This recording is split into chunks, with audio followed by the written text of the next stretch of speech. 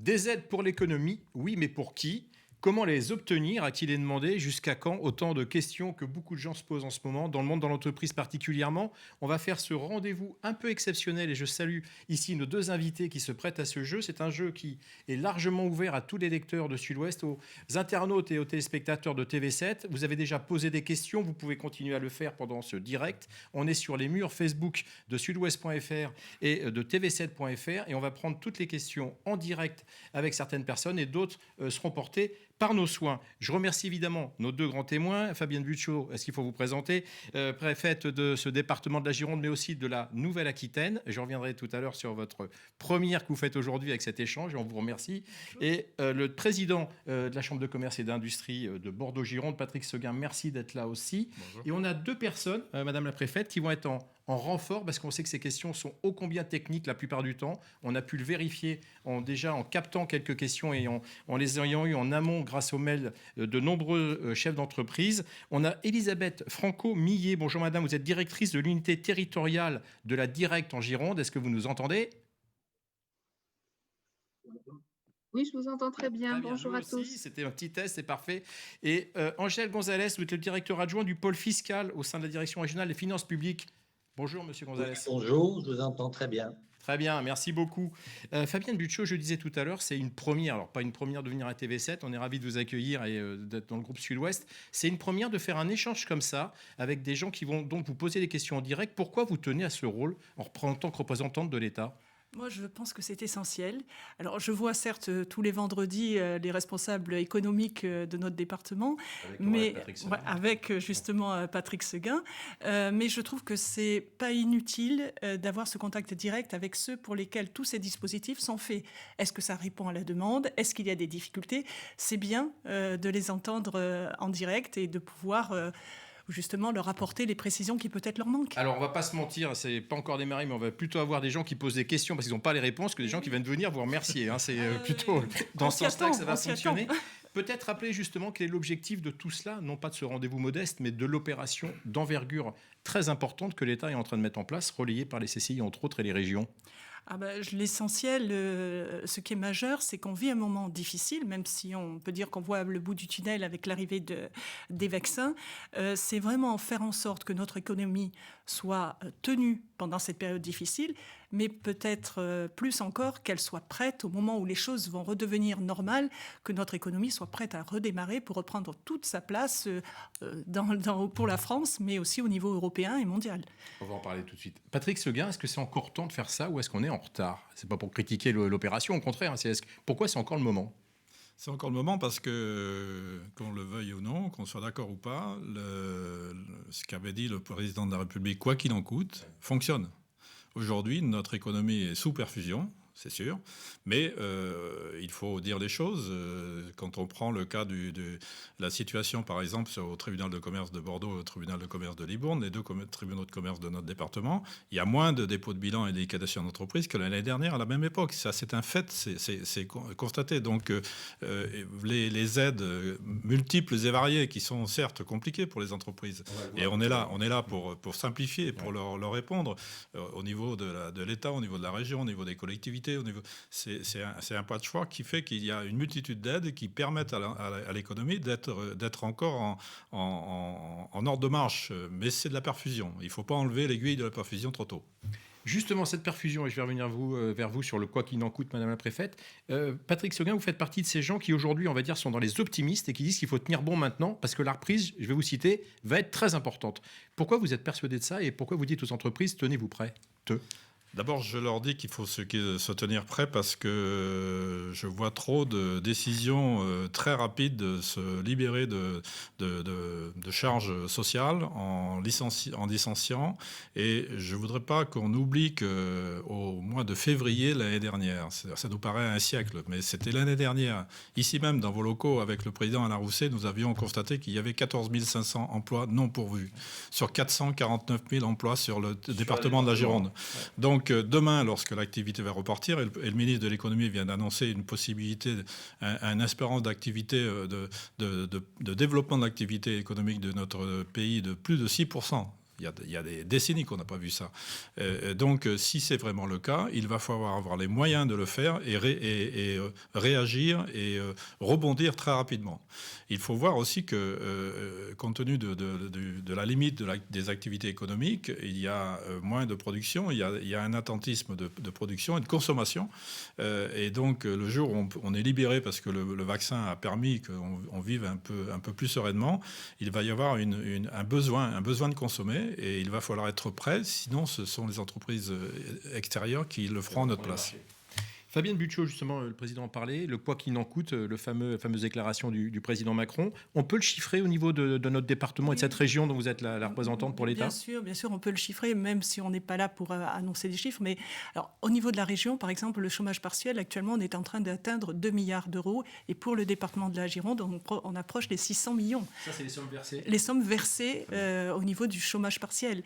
Mais je pourrais rajouter encore 300 millions exactement pour le fonds de solidarité. Je pourrais parler aussi des milliards, rien que pour le département, de prêts garantis. Enfin, voilà. Mais on n'est pas là pour... je pense qu'il y a beaucoup d'argent, effectivement.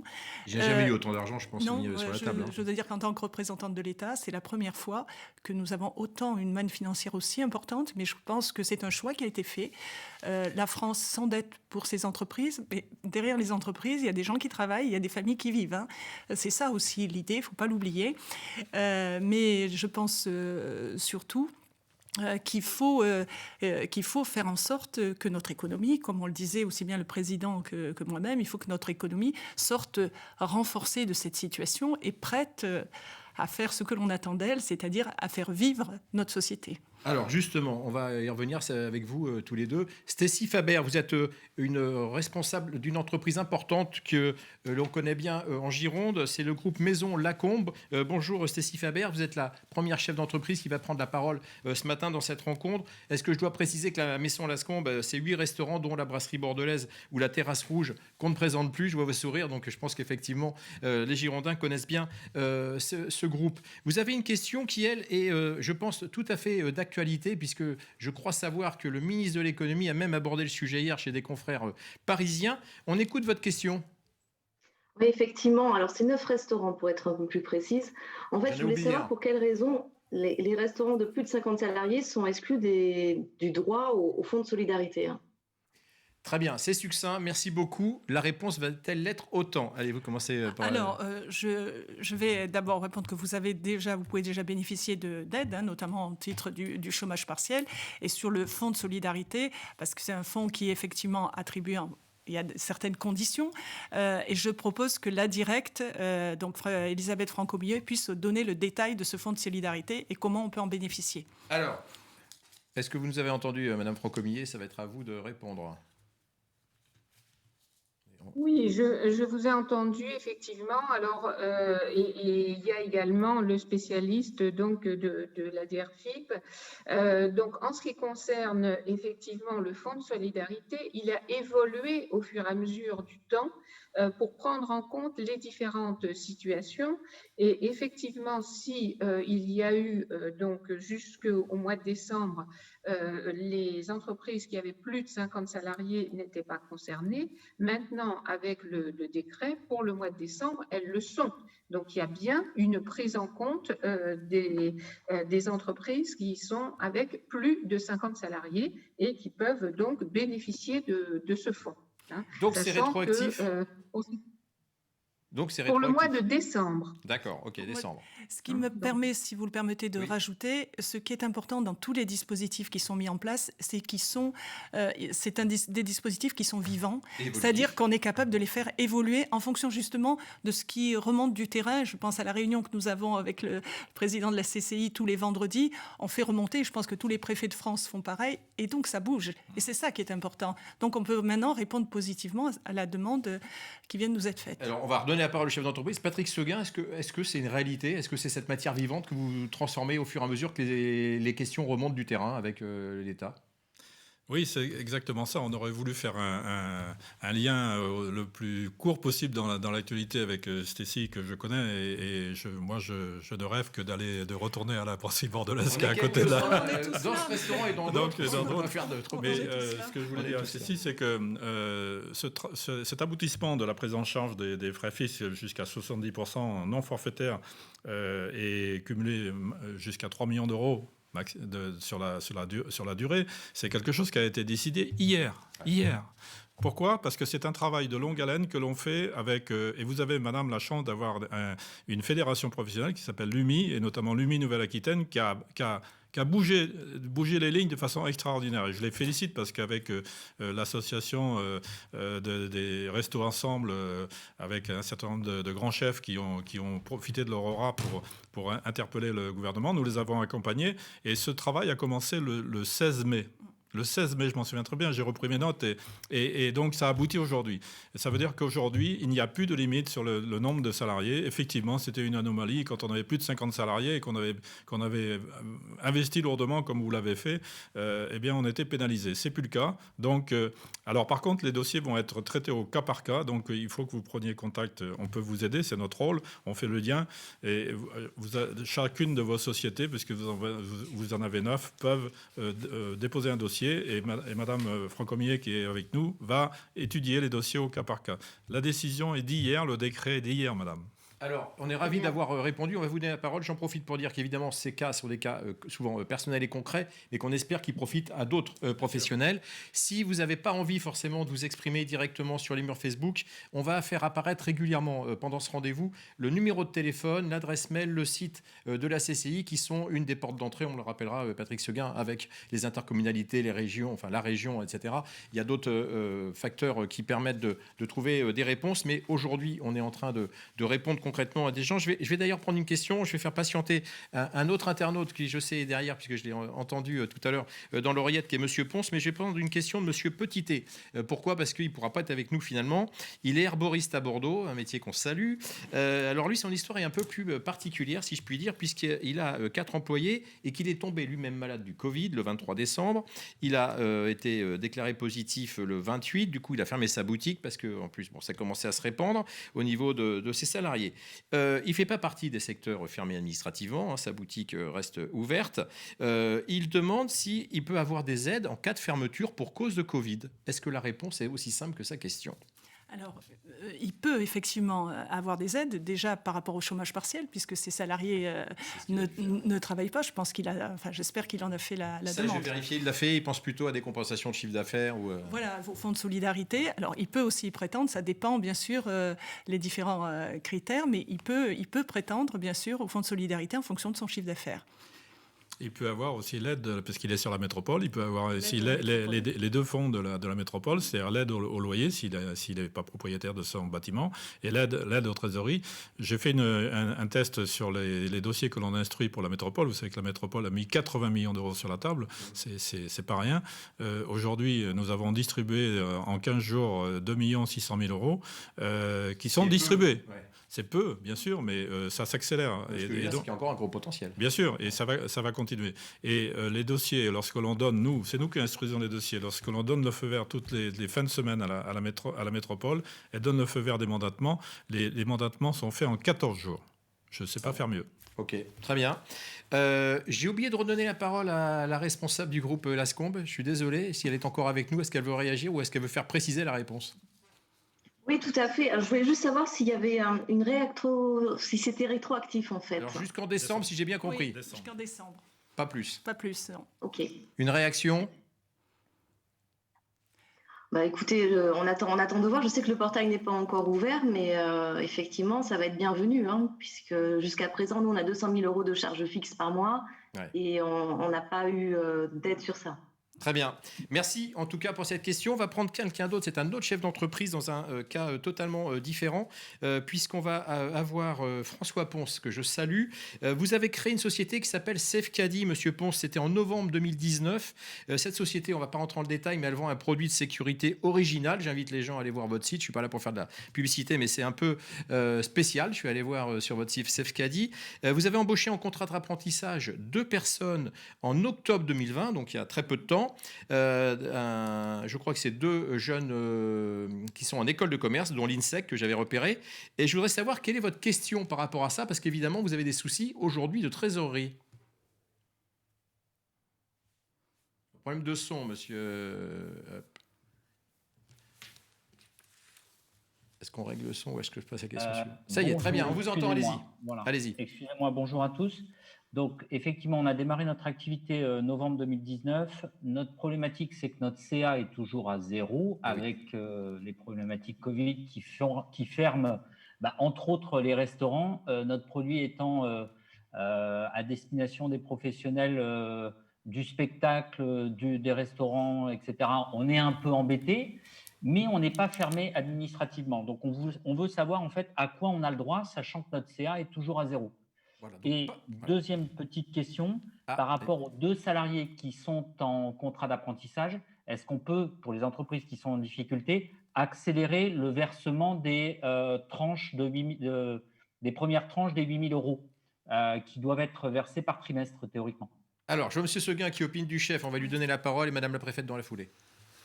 Oui, moi j'avoue que je ne connais pas de solution par rapport à votre chiffre d'affaires dans la mesure où vous n'avez pas de chiffre d'affaires de référence, puisque tout ce qui a été mis en place au niveau des aides, qu'elles soient nationales, régionales ou locales, c'est basé sur le comparatif avec le chiffre d'affaires de l'année précédente à la même époque. Donc honnêtement, je n'ai pas de réponse à vous donner par rapport à une activité qui n'existait pas. Par contre, il y a des solutions au niveau de vos contrats d'apprentissage, ça c'est sûr.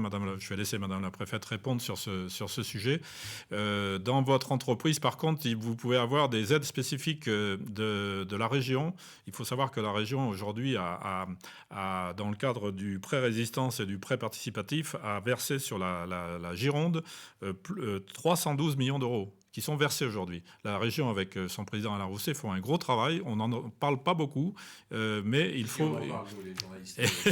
Il faut dire que... Et donc, c'est des prêts au cas par cas. Saisissez-nous sur votre dossier et on prendra contact avec que l'on a tous les jours avec la région pour voir si on ne peut pas traiter ce cas particulier, parce que vous êtes un cas particulier dans la mesure où votre activité n'existait pas. Madame la préfète, sur l'apprentissage. Oui, enfin, je confirme ce qu'a dit le président Seguin. Et puis, je voudrais quand même souligner le travail qui a été fait dans ce département. Je ne parle pas seulement de l'État, je parle de tous les autres, parce que justement, quand on a travaillé avec les collectivités locales, ils ont essayé de venir sur là où nous, État, nous ne venions pas, pour combler ce qu'on dit, qu'on soit complémentaire, et combler un peu ce qu'on appelle les trous dans la raquette. Donc voilà, il faut voir vraiment le panel complet. Et c'est vrai que la CCI était je pense à la Chambre de métier aussi, était notre porte d'entrée pour bien adapter nos dispositifs. Alors sur l'apprentissage, j'entends la demande. Effectivement, c'est tout à fait possible. Il n'y a pas de difficulté particulière. Je me retourne vers les 2 experts mais à mon avis, ça doit pouvoir se faire sans difficulté. Et nous versons justement aussi très vite. Et j'en remercie la DRFIP notamment. Très bien. Juste une précision, puisqu'on aborde ce sujet de l'apprentissage. On sait aujourd'hui, on entend nous régulièrement ces questionnements, et on a aussi en tant qu'entreprise beaucoup de courriers en ce moment. Il y a une vraie difficulté pour que les stagiaires, et non pas simplement les stagiaires de 3e, on parle souvent dans les entreprises, mais les stagiaires d'écoles de commerce par exemple, ou d'écoles autres, pour trouver des stages. Aujourd'hui, je sais que l'État a mis en place justement une aide importante par rapport à ça. Ça donne quoi sur notre territoire ? Sous contrôle du président, c'est la présidente de la Chambre de métier, mais je pense que le président Seguin est au courant. Les chiffres en matière d'apprentissage, dans la situation que nous traversons actuellement dans notre département et en France, sont meilleurs, et avec des pourcentages à 2 chiffres, que ceux de l'an dernier. Donc voilà, avec aussi un dispositif qui prend en compte ceux qui n'ont pas trouvé tout de suite de stage. Nous les prenons quand même dans les établissements, et après on travaille avec eux pour les aider à trouver un stage. Donc vraiment, on ne laisse vraiment personne au bord du chemin. Alors sur ce point, simplement, on peut préciser, nous on gère le campus du Lac, où on forme 1700 apprentis par an avec le partenariat avec la Chambre des métiers. Nous faisons le plein. Nous sommes pleins. Et par contre, un apprentissage, c'est lié à un contrat d'apprentissage avec l'entreprise. Donc les entreprises, moi je considère que je les représente, je représente le monde économique, je suis chef d'entreprise. Les entreprises ont des droits d'être aidées, mais elles ont aussi des devoirs. Un contrat, ça se respecte. Donc il faut prendre des apprentis dans votre entreprise, parce que demain, vous aurez besoin de ces sachants. Très bien. Justement, ces entreprises, puisque vous parlez en leur nom, Patrick Seguin, est-ce qu'elles ont un peu plus de mal que d'habitude à justement contractualiser et dire oui, je vais en prendre 2, je vais en prendre 3, ou est-ce que... Oui, je vais être un peu trivial, mais les entreprises, elles ont la trouille parce qu'elles ont pas de visibilité. Mais demain c'est un autre jour. On voit bien qu'on avance en marchant tous les jours. On ne sait pas ce que le Premier ministre va nous annoncer demain matin. Madame la préfète, je suppose, ne sait pas non plus. Donc, on va s'adapter. On va s'adapter, mais ça rejoint ce que je disais tout à l'heure. Notre économie est sous perfusion à travers toutes les aides, les accompagnements, etc. C'est un être vivant. Nous, on fait remonter auprès de Madame la préfète, auprès des services de l'État, les trous, les fameux trous dans la raquette. Regardez l'exemple des restaurants de plus de 50 salariés. Ça a marché et c'est tous les jours. C'est tous les jours. Donc demain, il y aura autre chose, mais demain, on le fera. Allez, on va continuer le tour. Oui. Sur les apprentis, parce que voilà, en échangeant, ça permet de compléter. Justement, on avait pensé à ça. On s'était dit que les entreprises, elles sont malheureusement, mais on les comprend en même temps, je vais dire attentistes dans cette période. C'est pour ça qu'il y a des aides particulières pour leur permettre de prendre des apprentis. Ça leur donne quand même des garanties et ça marche. Ça marche. On a résolu là, me semble-t-il, le sujet. Allez, on est presque dans le sujet. C'est une jeune femme de 25 ans qui nous pose la question suivante. C'est Emma Nana. Je la salue. On l'a eu au téléphone tout à l'heure. Elle ne pouvait pas poser la question en direct. Elle a un master en mathématiques appliquées et statistiques. Elle a été diplômée en septembre dernier à Bordeaux. Elle avait des possibilités de boulot qui ont disparu avec la crise. Elle vient de s'installer comme auto-entrepreneur depuis le 9 décembre en tant que conseil aux entreprises. Elle a une question très simple, c'est qu'est-ce qu'on propose à des jeunes diplômés qui veulent créer une micro-entreprise? Est-ce qu'il y a des aides habituellement? Est-ce qu'il y a des aides spécifiques? Elle me dit, je n'ai rien trouvé. Donc voilà. On fait le tour des trous dans la raquette, on est d'accord, mais voilà. Oui. Est-ce qu'il y a quelque chose ou est-ce qu'on la renvoie vers vos services, si l'un ou l'autre, ou est-ce que les experts de l'État ont peut-être une réponse à apporter? Non, il faut l'envoyer vers nos services. On va étudier des cas particuliers comme ça. Mais c'est vrai qu'on est sur le cas type des entreprises qui viennent de se créer, que ce soit un auto-entrepreneur ou une reprise d'entreprise, par exemple, qui se fait actuellement. Et donc, la base des aides, de toutes les aides, c'est le comparatif par rapport à l'exercice précédent. Donc c'est vrai que quand il n'y a pas de référentiel, c'est très difficile. Mais on arrive à trouver je dirais pas des combines, mais on arrive à trouver des solutions. Ça, c'est très important ce que vient de dire le président Seguin. Il faut pas hésiter parce qu'il regarde tous les panels qu'on propose, ils disent ils s'y retrouvent pas. C'est pas parce que eux s'y retrouvent pas que nous, dans tous nos dispositifs, on va pas trouver le système. On sait aussi, en restant bien sûr dans le cadre de la réglementation et de la loi, on sait avoir de l'imagination et quand les dossiers le méritent, on sait trouver des solutions. C'est ça qui est important. Alors, on a pris un engagement, de toute façon, avec toutes les personnes qui nous ont contactés, c'est qu'elles seraient recontactées par les services de l'État ou de la CCI. Donc, on tiendra parole, et à Sud-Ouest et à TV7, on veillera au grain. J'ai deux histoires, justement, qui sont liées à ça, sur ces fameux rapports entre le chiffre d'affaires de l'année d'avant et de l'année actuelle. C'est des histoires de reprise. Je sais que c'est une activité qui est chère à la CCI, entre autres. On a Pascal Schneider, que je salue, qui est le nouveau propriétaire. Ça fait un peu comme si je connaissais, mais ce n'est pas le cas. La brasserie à Cestas, en tout cas, il a repris cet établissement. Et j'ai donc une histoire qui est pas banale, puisqu'il a repris, il a acheté en juillet, il a repris le 25 novembre, soit après le 30 septembre. J'insiste sur cette date, et vous allez nous dire pourquoi, Madame la Préfète. C'est que justement, cette date du 30 septembre est un déclic important. Et il dit donc qu'il n'a pas aujourd'hui le fonds de solidarité que l'ancien propriétaire avait et sur lequel lui pensait pouvoir compter. Je vous pose cette question-là et je reviens avec une histoire un peu semblable à Saint-Jean-de-Luz. On a été un peu plus loin que la Gironde pour aller chercher les témoignages qui sont remontés tout seuls, il faut dire. Qu'est-ce qu'on peut répondre à cette personne qui dit, voilà, j'ai acheté un établissement, le chiffre d'affaires de l'année dernière, il était là, mais ce n'était pas le mien, et je n'ai pas droit à ça. Qu'est-ce qu'on lui répond ? Que c'est normal qu'il ne puisse pas avoir droit à... Le chiffre d'affaires qui était celui de son prédécesseur n'est pas le sien. Il a créé un nouvel établissement, donc il repart en ayant en plus acquis une... On l'en félicite, hein, c'est bien qu'il ait investi pour un projet. Il a investi dans une situation particulière qu'il connaissait. Hein, c'était le 30 septembre, c'est quand on est à nouveau rentré dans le confinement. Donc, et voilà, dans une situation particulière, il a pris un risque. Les chefs d'entreprise, je regarde le président Seguin, qui est un chef d'entreprise, prennent des risques tous les jours, mais on est là aussi pour les accompagner. Là, tout de suite, sur le fonds de solidarité, non, il peut pas y prétendre. Alors, on va reprendre une question de Nadine Lhomme, qui est donc, je le disais, à Saint-Jean-de-Luz, qui nous a envoyé un mail hier, donc c'était un peu plus récent. Elle a repris un restaurant qui s'appelle La Buana. On les salue tous, hein, ces chefs d'entreprise qui sont aujourd'hui dans des difficultés.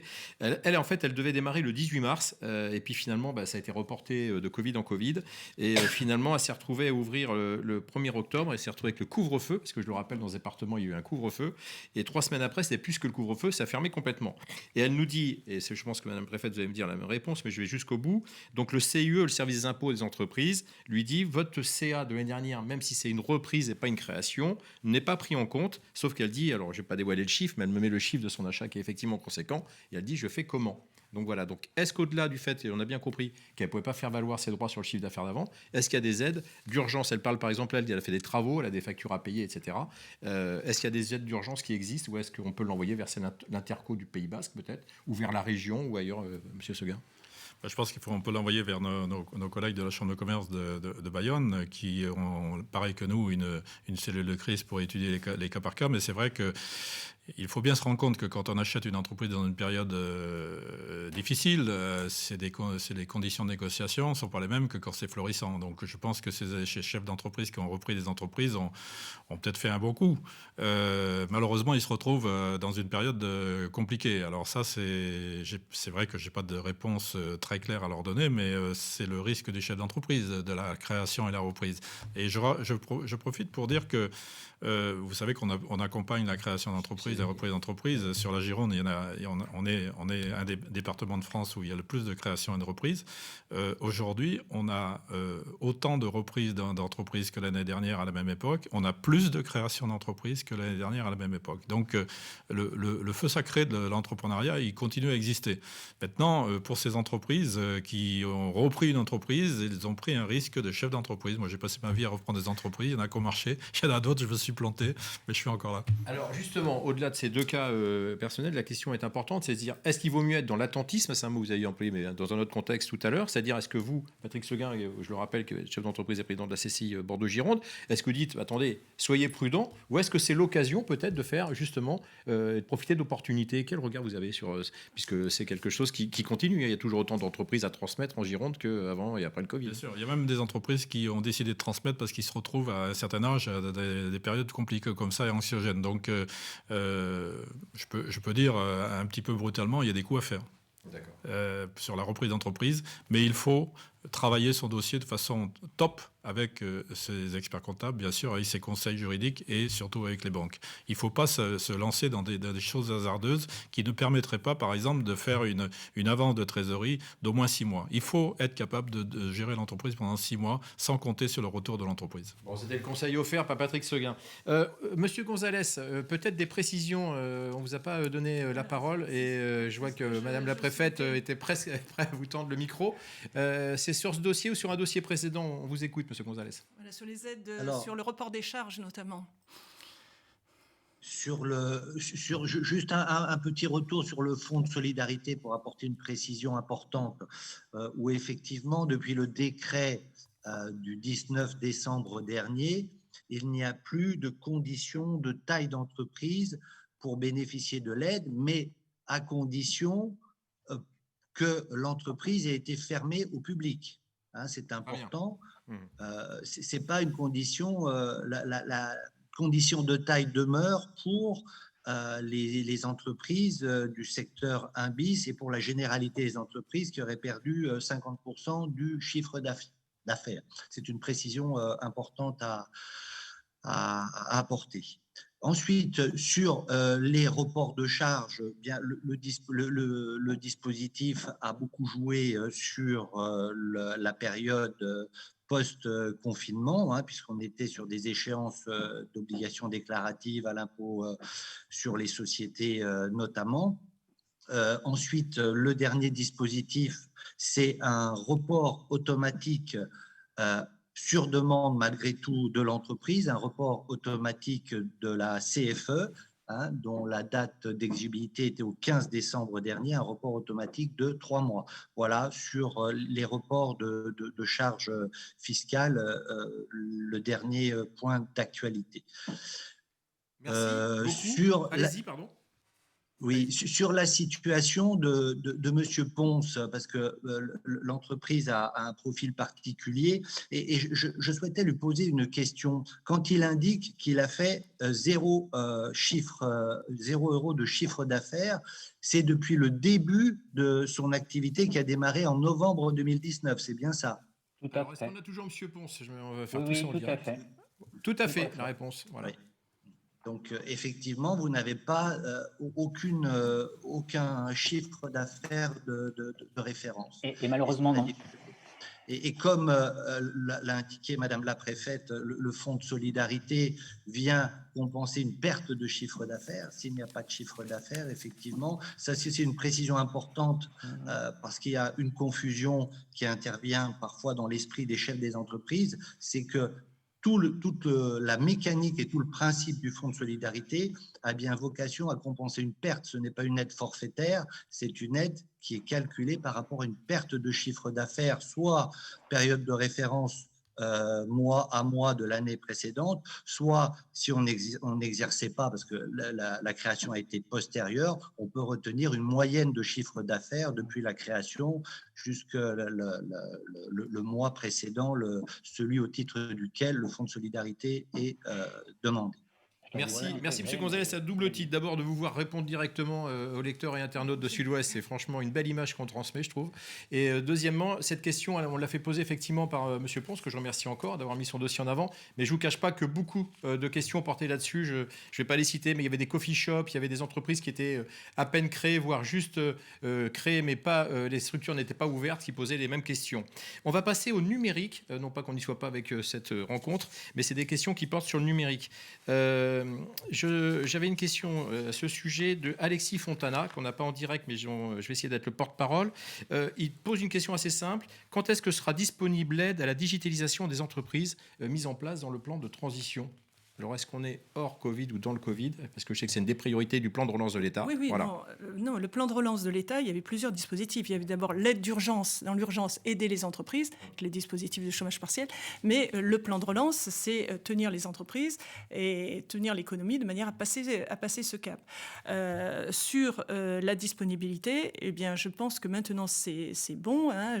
Je dirais même que cette situation a permis de se rendre compte que beaucoup d'entreprises, je parle sous contrôle de Patrick Seguin, avaient un certain retard en matière de numérique, et notamment les petites entreprises. Il faut bien savoir que le dispositif mis en place, on a essayé en tout cas de penser à tout le monde, aux petits artisans dans sa petite commune, comme aux grands patrons d'entreprise.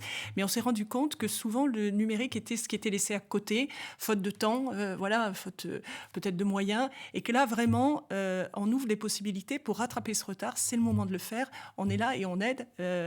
Donc actuellement, cela doit être versé. Alors il faut faire la demande, il faut déposer le dossier, il faut répondre à l'appel d'offres, mais c'est tout à fait en cours.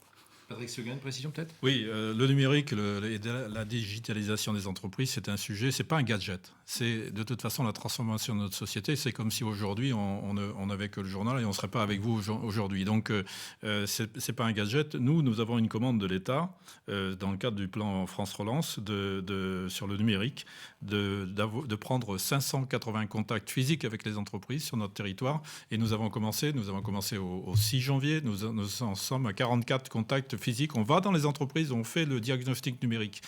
Et comme le disait Madame la préfète, vous avez au niveau des TPE, PME et commerçants surtout, sur le département de la Gironde, vous avez 38% des entreprises qui n'ont pas de site internet, qui n'ont même pas de mail. Ils n'existent nulle part. On ne les connaît pas. Donc, il faut avoir un minimum et voir de quelle façon cet outil peut aider l'entreprise à passer un cap. D'abord, nous, on les aide à se structurer et il y a le financement du conseil qui va les aider à faire leur plateforme. Un commerce qui a une plateforme et qui met en avant ses produits, les acheteurs viendront chez lui ou chez elle. S'il n'est pas connu, l'acheteur ne viendra pas.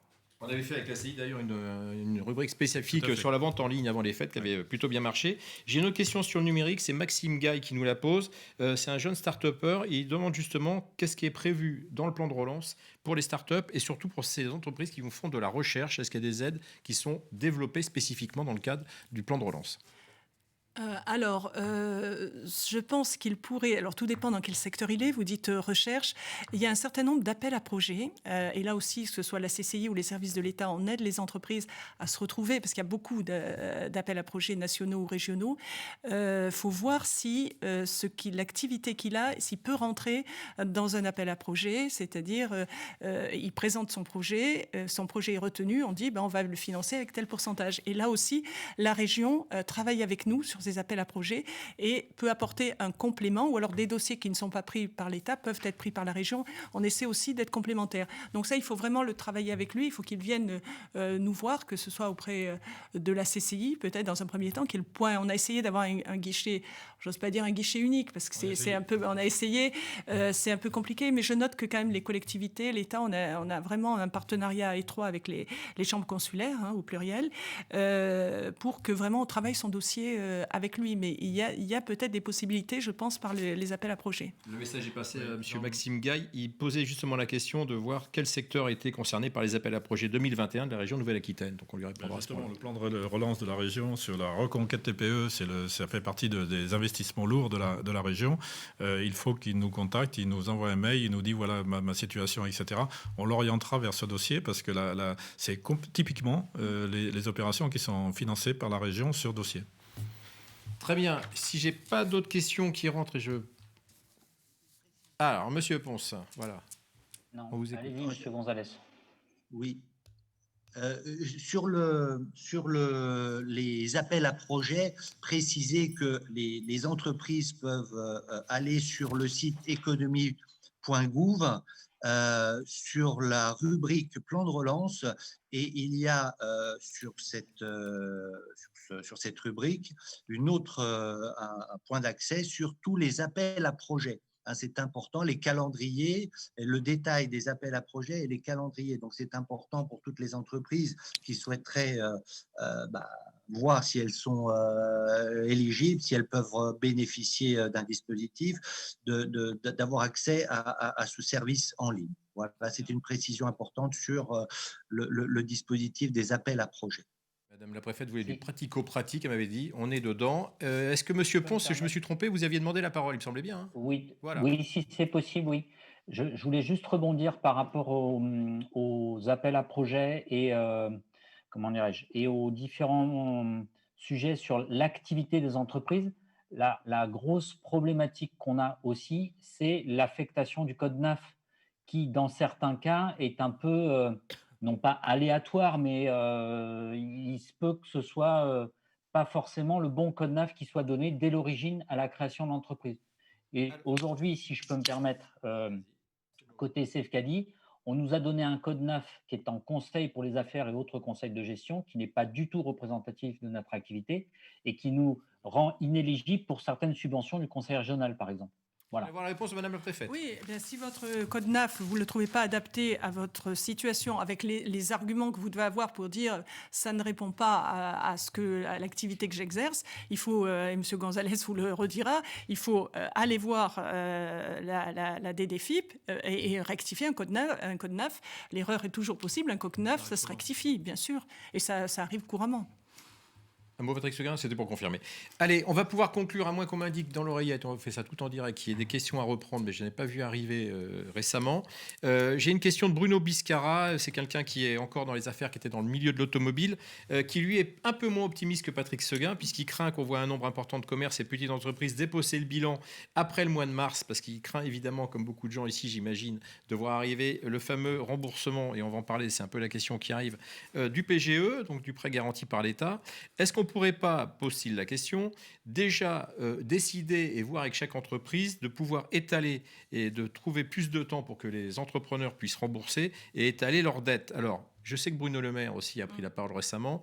Madame la préfète, peut-être sur une première réponse, est-ce qu'on va avoir ce PGE qui sera aménagé ? Alors déjà, le PGE est étalé, puisqu'il est étalé sur 5 ans. Au moment où je vous parle, il est sur 5 ans. Je ne sais pas, peut-être qu'il y aura d'autres dispositions qui pourront encore le faire évoluer favorablement dans le sens qui vient d'être exprimé. En tout cas, pour l'instant, il est étalé sur 5 ans. Il y a en plus une condition pour la première versement de la première annuité. Elle peut être repoussée à 1 an, voire à 2 ans. Donc il y a déjà un étalement pris en compte, parce que l'intérêt pour tous, l'intérêt collectif que nous avons, c'est que les entreprises relancent l'économie. Il ne s'agit pas de leur redemander de rembourser immédiatement où l'économie repartira. Tout ça a été anticipé. Sur ces délais, Patrick Seguin, vous pensez que des entreprises auront du mal à les rembourser? On peut rentrer dans le dur avec ce sujet-là. Elles peuvent effectivement avoir du mal à rembourser, mais effectivement, comme vient de dire Madame la Préfète, l'échelonnement, l'étalement se fait. On est en discussion avec le gouvernement et avec le ministère de l'économie au niveau national pour étendre le remboursement du PGE sur 5 ans, voire sur 10 ans. Je pense que de toute façon, on ne va pas avoir un gouvernement qui va mettre autant d'argent pour ensuite couper les vivres en demandant à rembourser tout de suite. C'est juste impensable. Sur la question de M. Biscara, je pense qu'il a raison sur la deuxième partie, il a tort sur la première. Vous restez optimiste, j'entends. Oui, parce que pourquoi les entreprises, en mars particulièrement, déposeraient le bilan? Parce qu'on leur demanderait de rembourser le PGE, c'est pas le cas. Donc déjà, il est reporté. Et puis, le PGE, je rappelle que ce qu'on ne sait pas beaucoup, c'est que le PGE, il est toujours actif. Il a été reporté au 30 juin 2021 pour la date limite. Donc, il y a des entreprises qui, au mois de septembre, par exemple, n'ont pas demandé de PGE parce qu'elles disent non, on va passer la période et ça va durer 2 mois. Et aujourd'hui, qui se disent, zut, il aurait fallu que j'en demande un. Elles peuvent le demander. Elles peuvent le demander, et pour celles qui ne peuvent pas avoir, parce que c'est un peu limite et que la banque traîne un peu des pieds, la région également a un fonds d'aide pour les entreprises qui n'arrivent pas à avoir de PGE pour un prêt de solidarité financière sur une période un peu plus courte. Donc là aussi, les solutions existent, et le PGE, moi, au niveau de mon entreprise, j'ai pris un PGE. Je m'en suis pas encore servi, mais je suis content d'avoir un PGE parce que s'il y a un troisième confinement, là, j'en aurais besoin, je pourrais taper dedans. Je vous remercie, Patrick Seguin. Alors, j'ai un souci technique, je dis à la régie, c'est que les questions que je pensais avoir sur le mur ne paraissent pas, donc je veux bien les avoir à l'oreillette. Et je vais faire réagir sur cette question, et c'est pas pour faire durer le plaisir, au contraire, on sera ravis de vous entendre, sur la question du PGE, parce que je en avais parlé quand on s'est eu au téléphone en préparation de cette rencontre. Stécie Faber, vous avez quel regard par rapport à ce PGE, puisque vous êtes très concerné? Oui, effectivement, dans le PGE, ça a été une solution ultra rapide et absolument nécessaire. Très clairement, nous, sans PGE, on ne serait plus là aujourd'hui. Donc, c'est un très bon dispositif. La difficulté, ça va être de le rembourser, puisqu'on pouvait emprunter jusqu'à 25% de son chiffre d'affaires. On a emprunté, nous, un petit peu moins.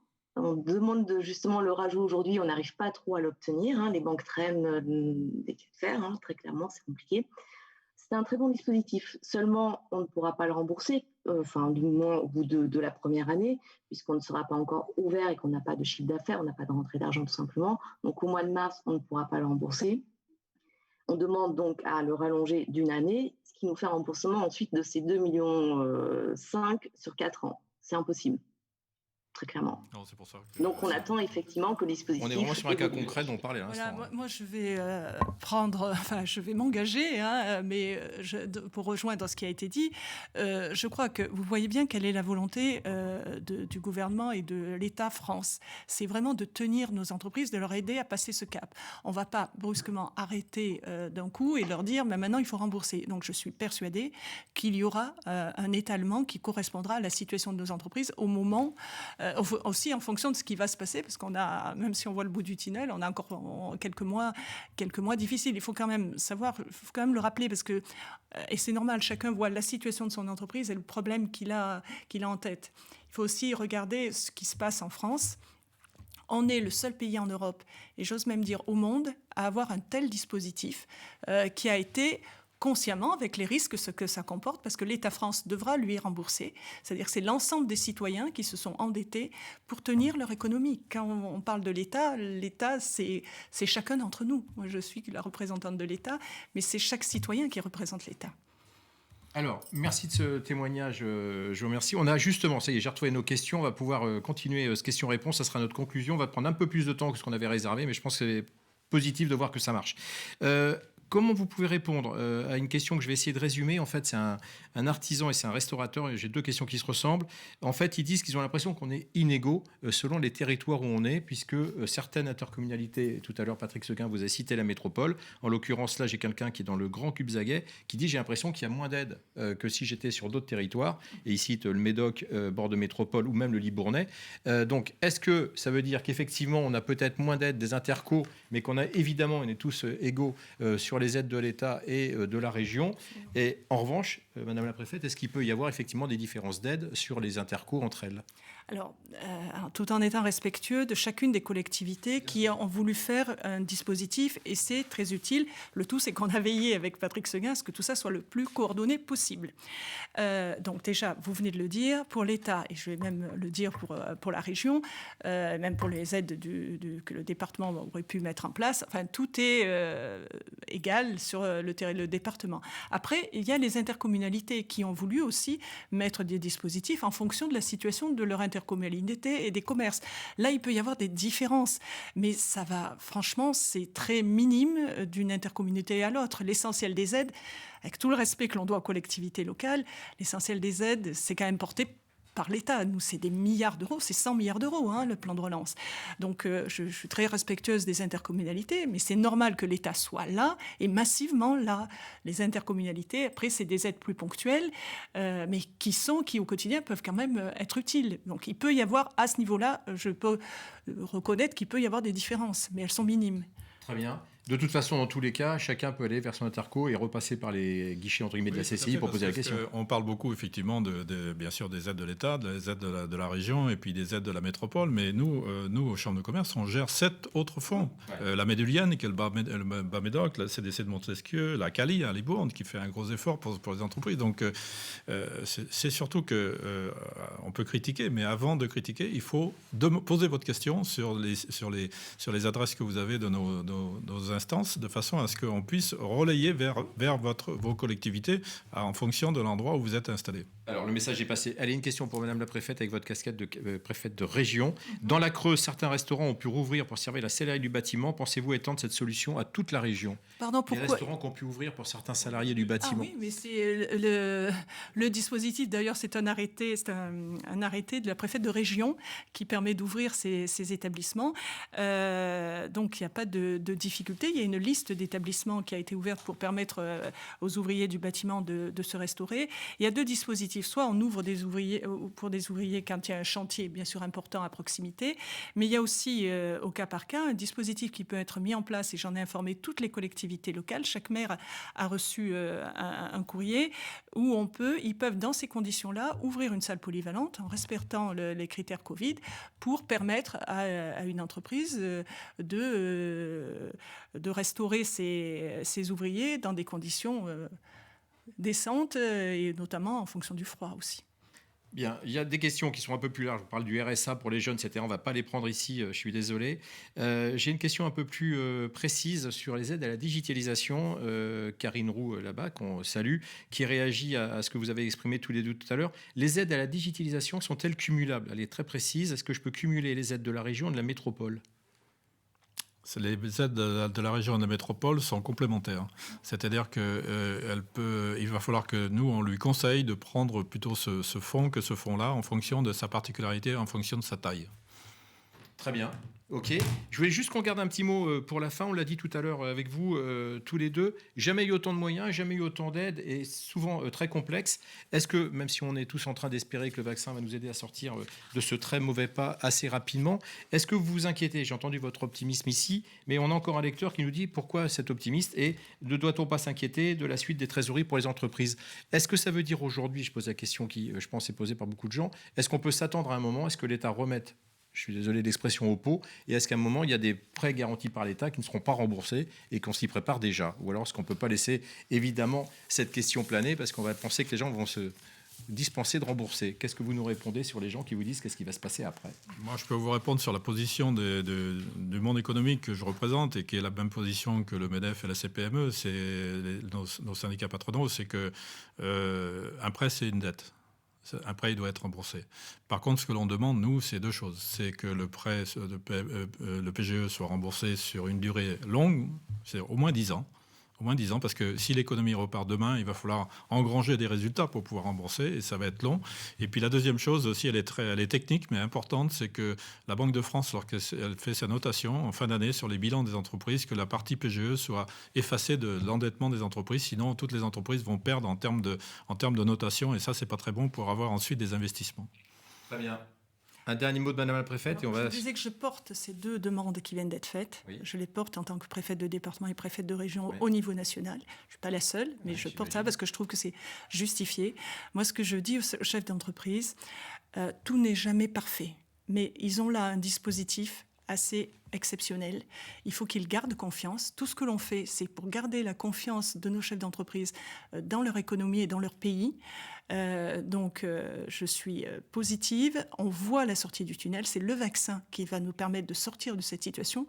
On va en sortir et on va en sortir positivement et la tête haute, puisqu'on aura pu aider nos entreprises. Allez, on est encore en période des vœux, on va le garder, on va le partager avec vous. Merci Patrick Seguin, merci Madame la Préfète, merci à tous ceux qui nous ont suivis, merci évidemment à nos témoins, merci aux services de l'État qui nous ont accompagnés et merci à tous ceux qui ont posé des questions. Je le rappelle, et on va peut-être l'afficher à nouveau, vous pouvez continuer évidemment à contacter, merci, c'est affiché, bordeaux-gironde-cci.fr et le téléphone apparaît. Évidemment, et cet engagement sera tenu, les personnes qui ont posé des questions et qui n'ont pas forcément eu de réponse, on va transmettre à vos services, les uns les autres, leurs questions. Merci, on vous donne rendez-vous pour plein de rendez-vous à venir en matière d'économie. Au-delà du rendez-vous de Nicolas César, on va partir dans les départements pour les prix néo-aquitains. Ça va faire plaisir Madame la Préfète et Patrick Seguin, puisqu'on va voir des entreprises qui vont bien, qui seront des lauréats en start-up et en entreprises qui sont évidemment sur l'année passée. Et on va en profiter à chaque fois pour parler de la transition, qui est un mot important en ce moment, on l'a vu avec le numérique, mais peut être aussi énergétique. On vous donne rendez-vous dans les départements très vite sur février et mars. À bientôt. Merci à toutes, merci à tous.